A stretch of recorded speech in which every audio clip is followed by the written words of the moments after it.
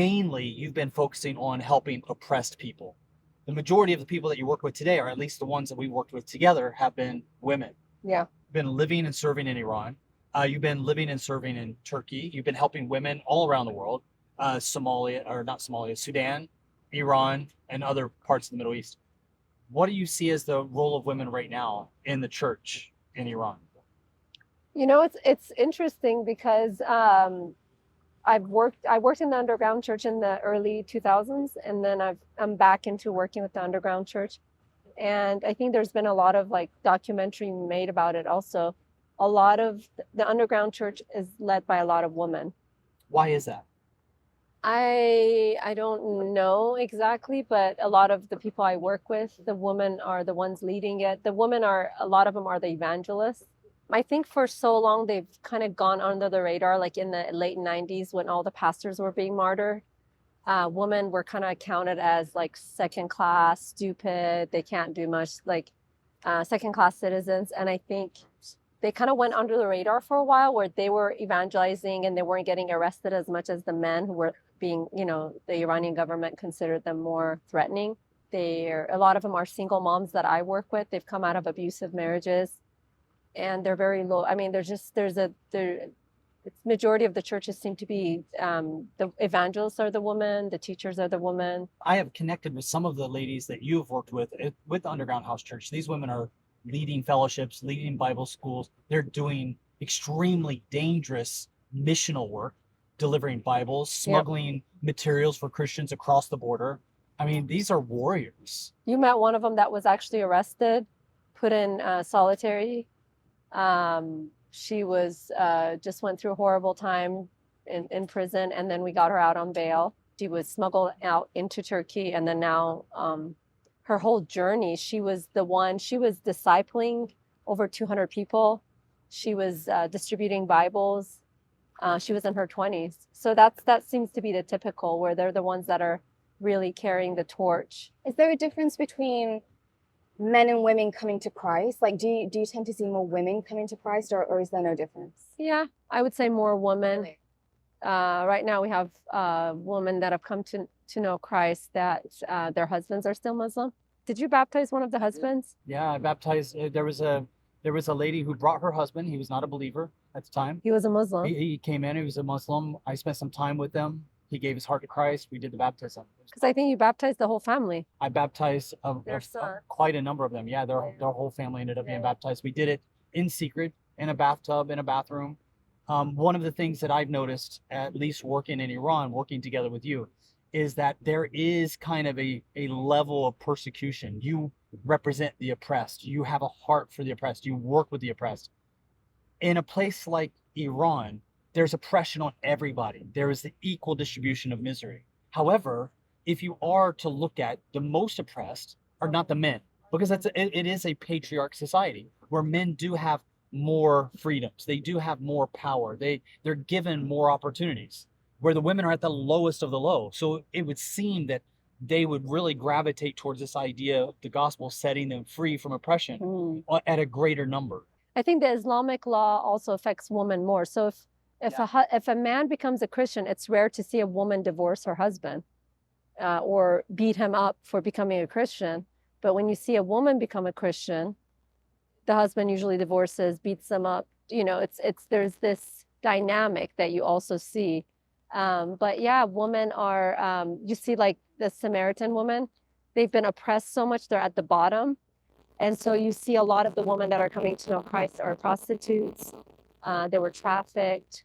They were prostitutes, but also a lot of single moms, because in society, once they don't have a man over their head, they're pretty much treated like prostitutes. And so those are the oppressed of the oppressed that in society are, and so they're the most open. They seem to be the most open, and they're like the woman at the well.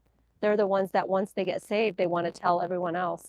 What do you see as the role of women in the church in Iran today? Yeah, it's interesting because I worked in the Middle East about 20 years ago, and I'm in Iran, and I work there now. And what we have seen is that a lot of the evangelists are women, teachers, people who are just being, discipling others are usually women. I think at first they were kind of under the radar, where we saw a lot of martyrdom with the men, because the Iranian government maybe didn't see them as a threat, but actually they're the ones that are spreading the gospel in Iran right now. And they're the ones that are being arrested more and more and imprisoned more and more, even more so than the men. Whoa. I was like, whoa, that was exciting. With women in prison, are you hearing any stories about women ministering and leading people to Christ inside the prison? Yeah, I've heard women inside a prison sharing the gospel with other women. One of the most interesting things was that this girl who was in solitary and had memorized all these Bible verses was thinking about other women that would come in to that solitary confinement. And so she started with the rocks, writing Bible verses inside of the prison. And yeah, they're sharing the gospel in prisons. A lot of the women in prison are also there for being trafficked, for prostitution. And so they're the most open to the gospel. Right now, we're seeing a large number of prostitutes and women coming out of trafficking as part of the church. And we've worked together to help these trafficked women provide on their own, knitting and crocheting things, and being able to, right now, I think there's 40 women that are being supported just through that business.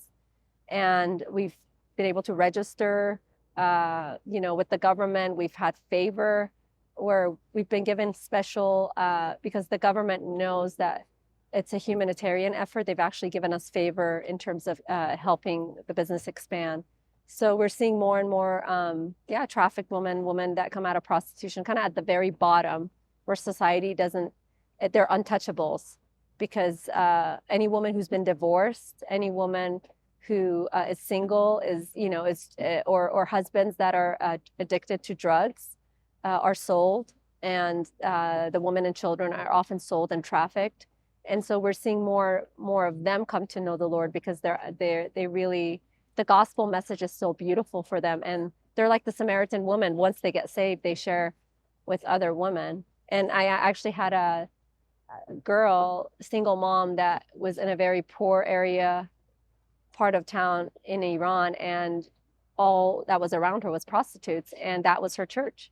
That ended up being her whole house church, was just prostitutes and single moms. Working together with you has been, for me, a little bit of this reminiscent idea of where we get our whole Back to Jerusalem vision from. This idea where Paul is moving to the west. He gets to the very western part of Turkey. He stops because it's at the ocean. He tries to go east in chapter 16 of Acts to Asia, but he's stopped by the Holy Spirit. He tries to go north to Bithynia, but he's stopped by Jesus. And then he has a vision of a man from Europe, from Macedonia. But when he goes to Macedonia, it's not a man he finds. It's like God had to use a man in the vision to bring Paul. But when Paul gets there, it's not a man, it's a woman that he's able to share the gospel with.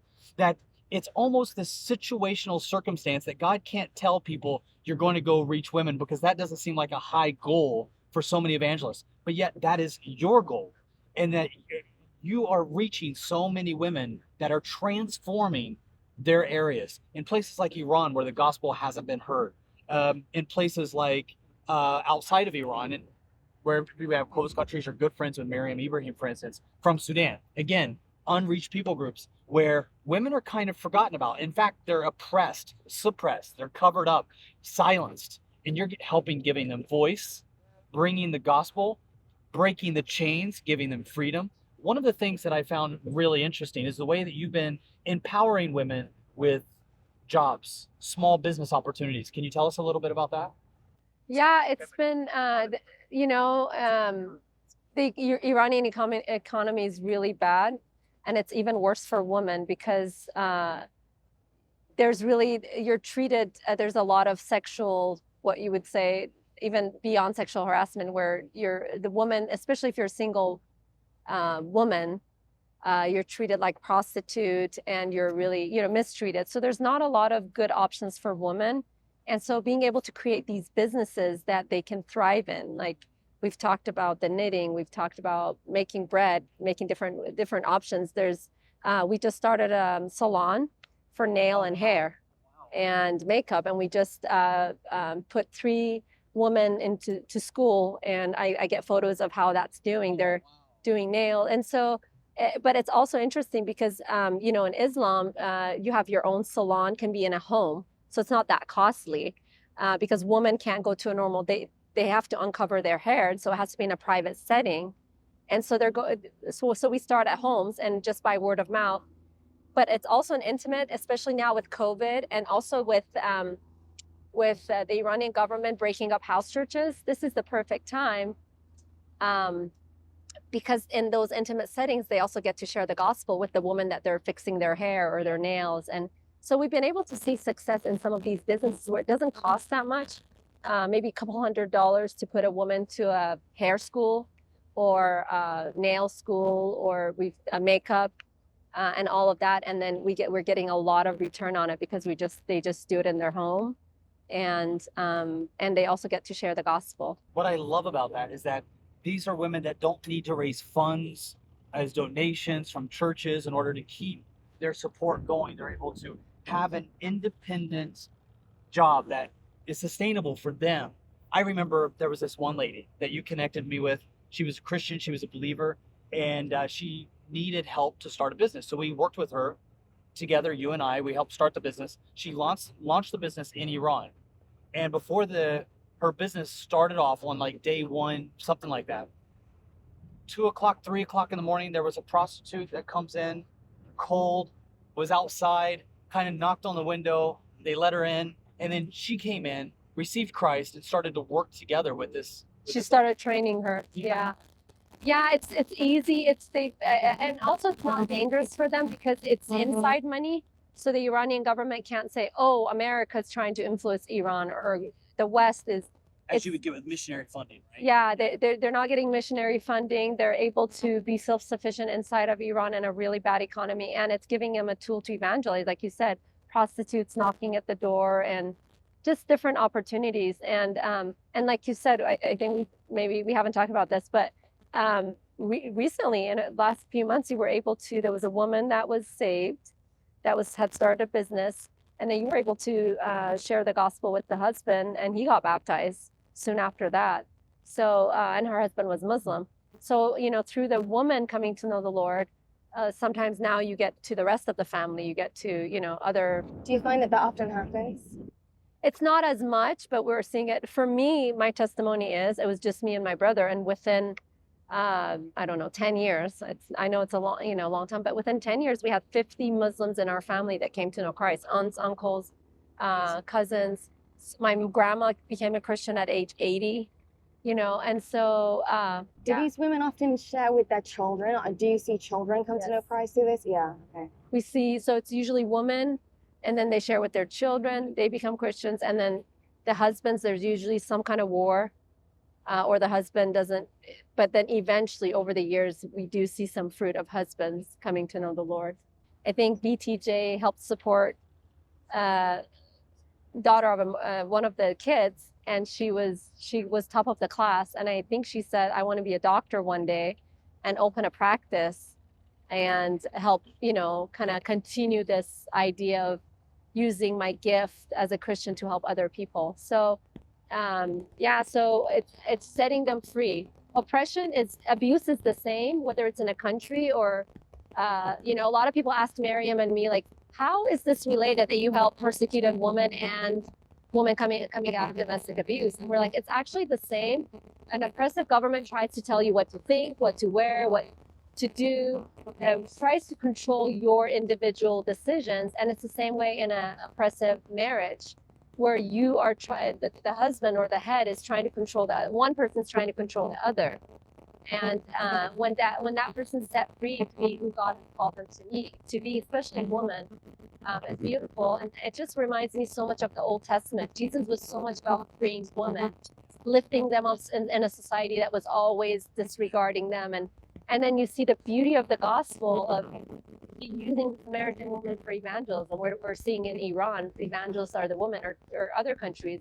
And then you see he shared the most amazing revelations with women, and you just see the honor God gives women, and you're seeing that I've seen that with my own eyes in the Middle East, and it's just beautiful because I was raised in the Middle East, and there's just a different mindset. I think you've been here. You kind of feel it's a different mindset being a woman here. It feels different. You feel intimidated. You don't feel as safe.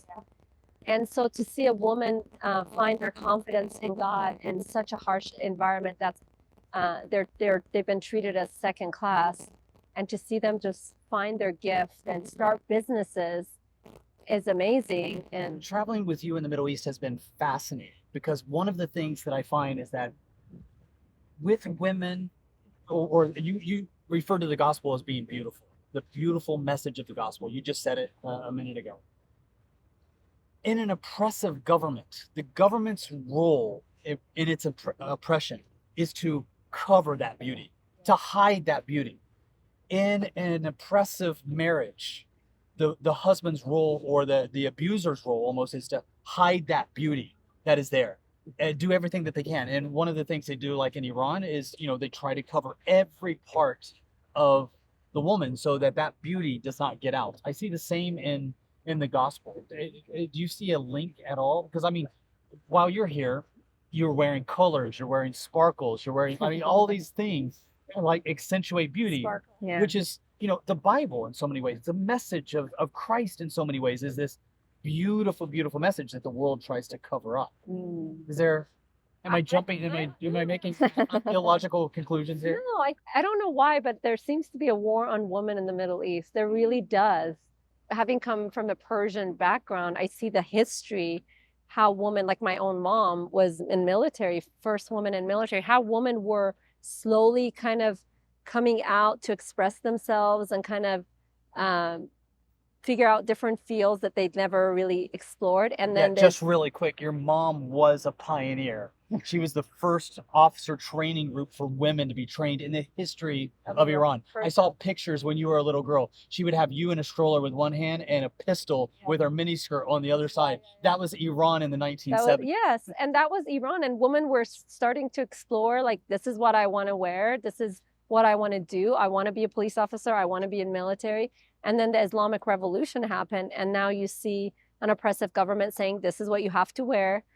You can't eat certain food during certain months because it's fasting time. You can't do this. Everything's being controlled. And I do think there's an different kind of oppression on women. God is using that pressure, that group of people, to shine the gospel in the darkest places. There's so many places that the women I work with go that it's small villages. They can't even read. So we take the gospel to them in audio.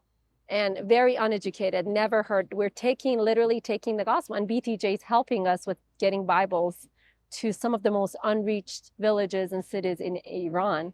And so it's amazing seeing these women setting other women free, and women who never found value in society actually finding value and having businesses and helping other women start businesses and being, self-sufficient by the grace of God, God helping them provide for themselves and their children. I'm going to ask a question, just see what do you think about this crazy theory that I have, all right? We're here in the Middle East, and I'm thinking about the educational institutions. Not a lot of people are seeking, not a lot of people from America, Europe are looking to come to the Middle East to find these great universities to study at, right? It's usually the people in the Middle East or other countries wanting to go to other nations like Oxford, Stanford, Yale, Harvard to study there. Why is it that inventions, medicine, medical breakthroughs, education, all those things, why are they happening in other countries and not here in the Middle East? One of the things working together with you, I've just been thinking, just an idea. I would like to hear your thoughts on it. First time. You're really prefacing What it. if one of the weaknesses here in the Middle East is that half their brain is tied behind their back because they're oppressing half the population? I think so. It's oppressing half the population that they consider. They consider women to be half the brain. Half the woman's testimony is half the man's. And so, is that true in Iran? It is true in Islam. And in Iran, if you see a murder, for example, and a woman testifies, is not considered as one testimony. Wow. It's considered as half a testimony. But when a man sees the same murder, that's one testimony. So in order to have two testifying against the murder, it requires 4 women. and 2 men. So they're really considered. I do think that's what it is. A lot of half of the population, their creativity and their brain is, they're not allowed to explore like they want to. In Iran, we have doctors that are women, all of that, but even in that environment, there's so much oppression from the men. They're not really allowed to climb the ladder very far without compromising other things in their life.